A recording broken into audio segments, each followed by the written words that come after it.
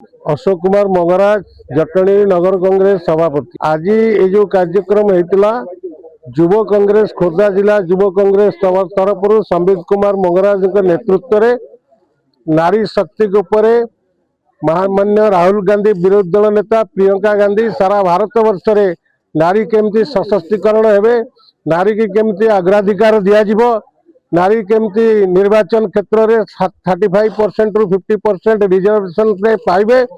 तेणु राज्य जाक सारा भारत वर्ष में राहुल गांधी प्रयास को जारी रखाई।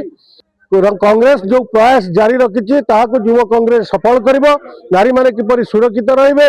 राज्य में बीजेपी सरकार केंद्र में बीजेपी सरकार पीरियड रे नारी माने अवहेलित 14 जन नारी प्रत्येक दिन निर्यातनार शिकार होती। छोट छोट पिला माने युवती माने छोट छात्री माने गर्भवती होती। छोट छात्री माने 10 वर्षर नाबालिका शिशु माने गणधर्षण बलात्कार शिकार मृत्युवरण कर। राज्य बीजेपी सरकार अपारगता प्रशासनिक विफलता आज कांग्रेस राजरास्ता को ओह्लैची। समस्त की सशक्तिकरण करने नारी मानक एकाधिकार करने एकाठी करी आगामी दिन में नारी किपरि सुरक्षित रे सरकार चाप पड़ो और सरकार दाबी करा नारी को सुरक्षा दि जाऊ और दोषी की दंड दि जाऊ। महांती राज्य युव कांग्रेस कार्यकारी सभापति। देखो जो अभियान थिला आज शक्ति अभियान यह हमर आज योगदान देते राष्ट्रीय युव कांग्रेस संपादिका खुशी टीका महोदय जी आम प्रभारी अच्छा ओडिशार एवं आज जिला सभापति युव कांग्रेस जिला सभापति संबित मंगराज के नेतृत्व आज प्रोग्राम आयोजित होता। एवं आज गोटे खुशी विषय जे बहुत महिला बा युवती माने आज स्वतंत्र भाव योगदान देते।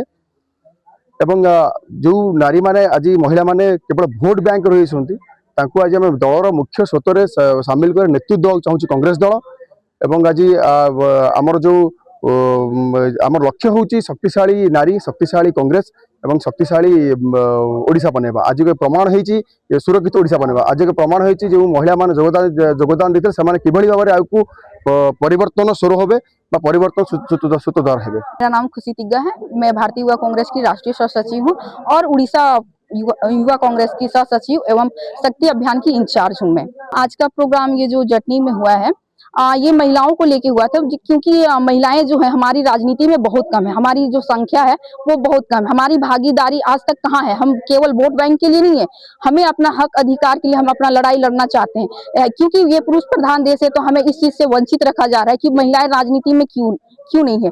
ये सवाल पूरे देश का है कि महिलाएं आज भी सशक्त हैं और महिलाएं राजनीति में होनी चाहिए। हमारी संख्या केवल दिखावटी नहीं है, जमीनी हकीकत के लिए जमीनी स्तर पे काम करने के लिए है।